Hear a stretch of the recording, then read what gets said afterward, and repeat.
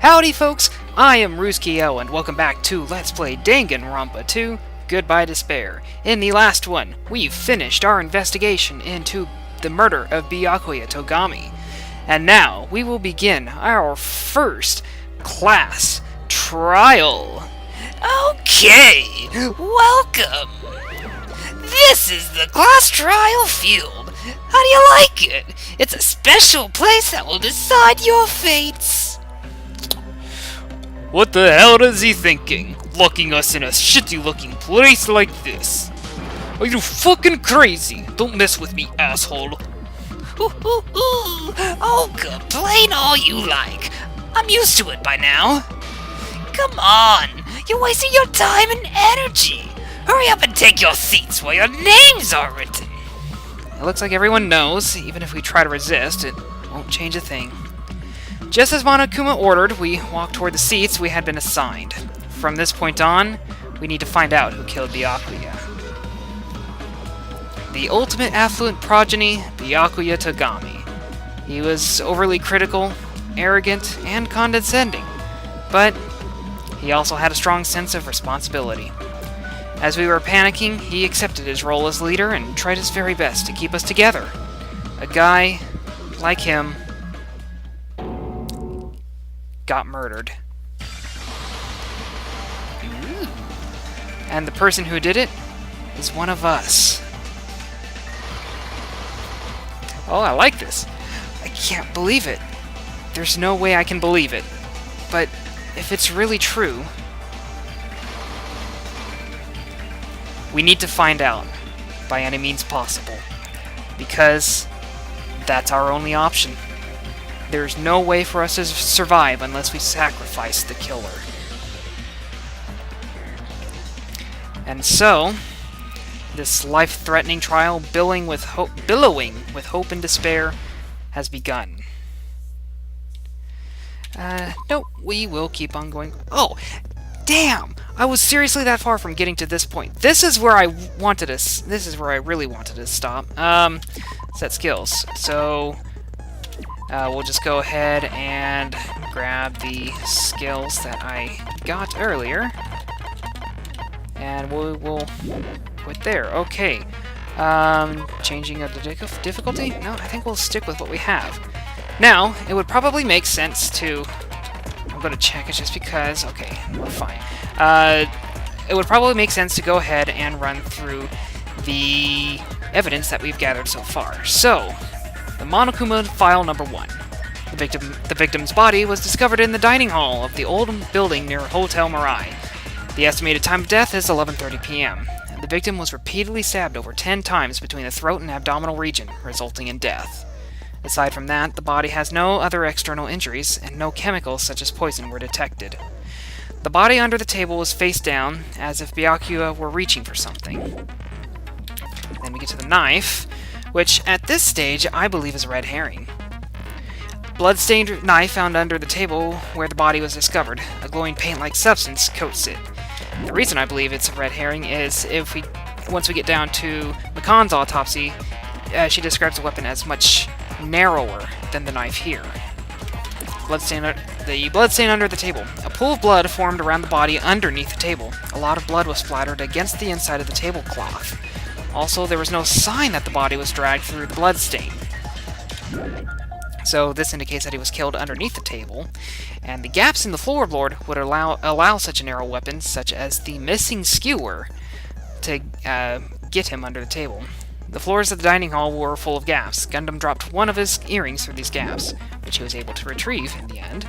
The AC timer in the dining hall was set to 11:30, as well as the AC timer in the office. The night vision goggles, found under the table where the body was discovered. Apparently, it came from the supermarket. The embarrassing pose, I have no idea how this could even possibly relate to the case, but during the blackout, McCann tripped and fell in the dining hall. By the time the lights came back on, she ended up in a compromising position.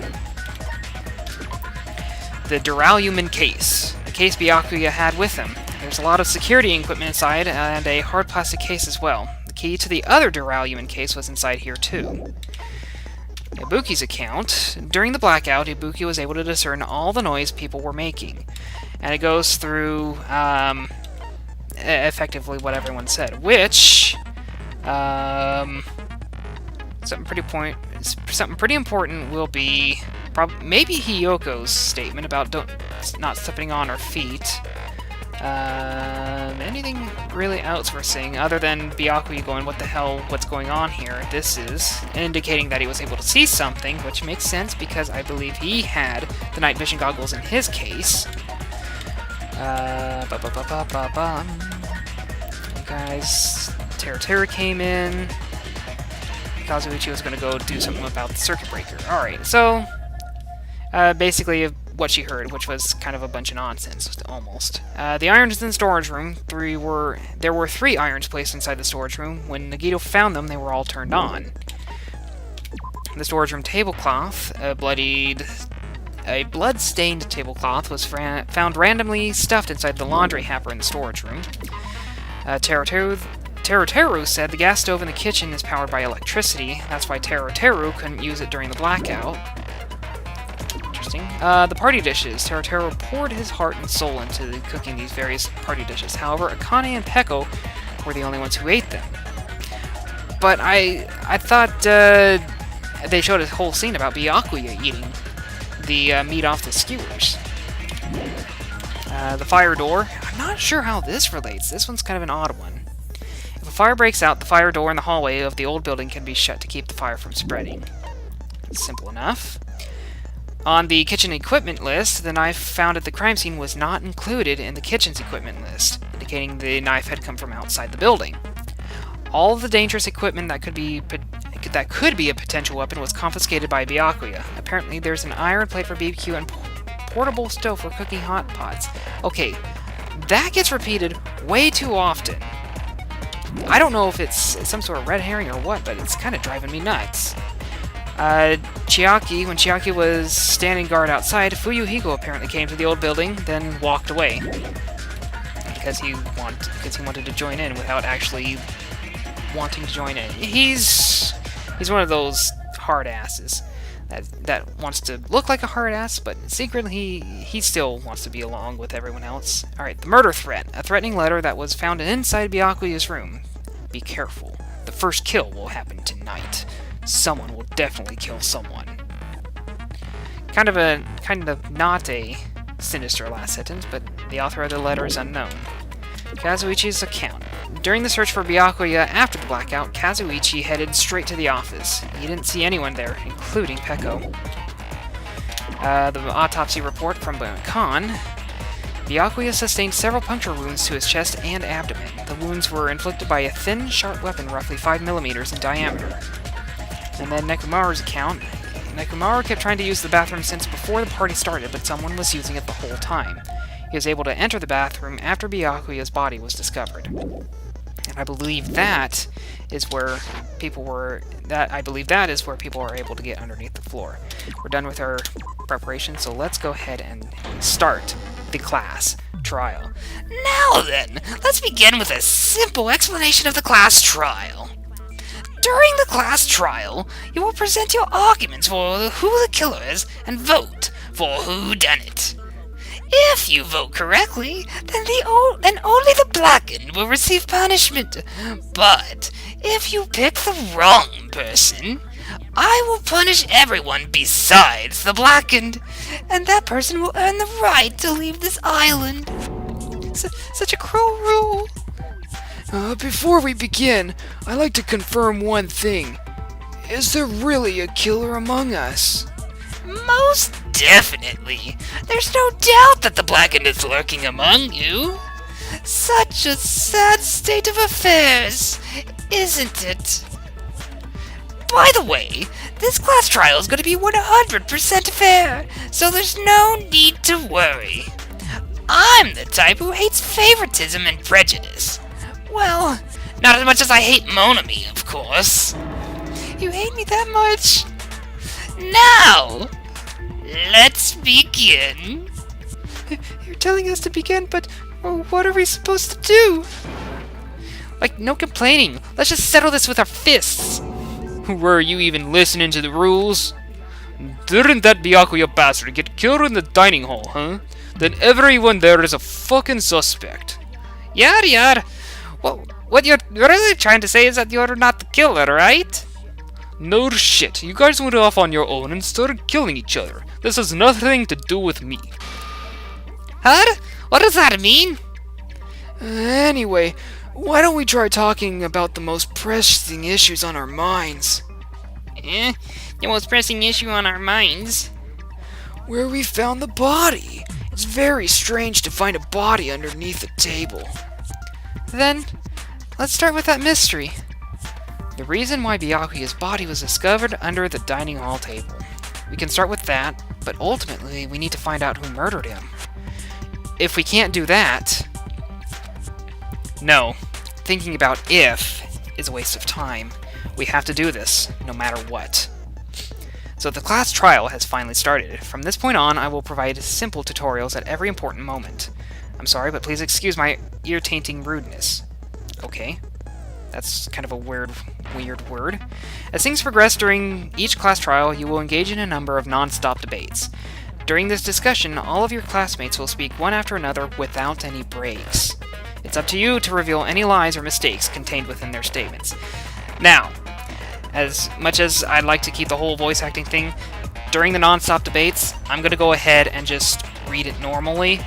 I don't think I'm going to have the time to be able to voice act, concentrate, and engage all at the same time. I don't know whether to apologize or if you're going to be thankful for such a circumstance. Anyway, this means you'll have to use your truth bullets to refute what they say. Out of all the truth bullets you find during your investigation, only the relevant ones will be loaded into the truth cylinder. Use the mouse to move the reticle, then fire with the left mouse button. Pay close attention to each character's statements, and then choose your truth bullets to blast the right ones. Note that if you run out of time, you will automatically fail, so please be careful. If you press the escape key during these arguments, you can review the controls. Well then, good luck and have fun. So, let's see what everyone has to say about where the guy was found. Gaps in the floorboard, the knife, and the bloodstain under the table. Oh, okay, I have to cycle. Gaps in the floor. Why was Byakuya... Okay, let me go ahead, just make sure I have the right... Let's see, control key speeds things up. Okay, the mouse wheel, just the mouse wheel. For a second there I got to thinking I had to hold the Q button. Maybe that was the first one? I'm not sure. Why was Byakuya's body in a place like that? His body was underneath the table at the very back of the dining hall. After the killer murdered Byakuya, they probably moved the body there. Ooh. Nope. Because that particular piece of evidence says that there was no evidence of it being moved. Huh? Why? Try to remember what the body looked like when we found it under the table. Though there was a lot of blood everywhere, there was no sign the killer actually dragged the body through it. So that's why you think it's impossible that the killer moved the body? I see. I get your point. Near I thought I had a genius idea. Too bad you're like so stupid and boring and unpopular.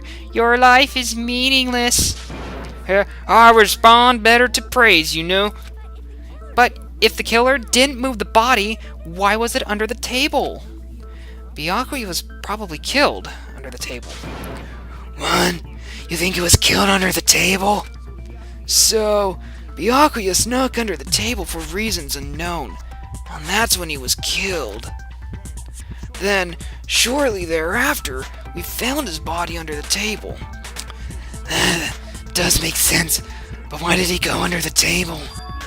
Obviously, he was hiding so he could surprise us. That dude was always a big jokester. The hell he was? You seriously couldn't tell what kind of person he was? Maybe he panicked during the blackout and dove under the table. It's a blackout, not an earthquake. Just 'cause the power went out doesn't mean he'd dive under the table. The reason why is probably connected to what Byakuya was doing during the party, don't you think? The reason Byakuya dove under the table If it's connected to what Byakuya was doing during... What? Oh, God, what? Okay, display the problem. If it's connected to what Byakuya was doing during the party, then it's probably... There's a knife, bloodstain, gaps in the floor, timer, goggles, duralumin case. That seems like the most likely thing right off the bat. The duralumin case seems like the most relevant one at this time. Let's just go for it. Oh. Shoot.